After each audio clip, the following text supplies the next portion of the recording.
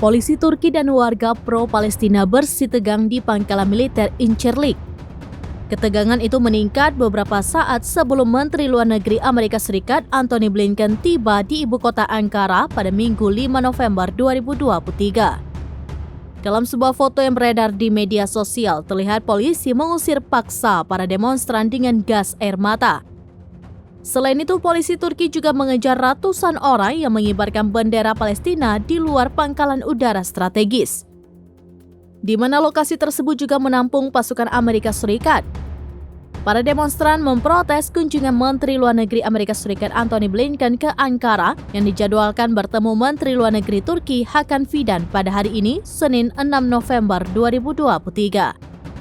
Padahal, Presiden Recep Tayyip Erdogan berulang kali mengecam Amerika Serikat yang mendukung aksi militer Israel. Erdogan menilai serangan militer Israel tersebut sebagai genosida. Erdogan mengatakan dirinya sudah memutuskan kontak dengan Perdana Menteri Israel Benjamin Netanyahu. Sebagaimana diketahui, pangkalan udara Incirlik di Tenggara Turki dimiliki oleh Turki, tetapi juga digunakan oleh Angkatan Udara Amerika Serikat.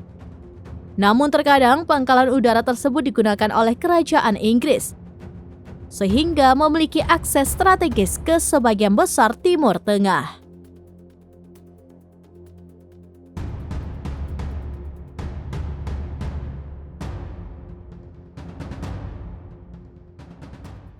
Download Tribun X sekarang, menghadirkan lokal menjadi Indonesia.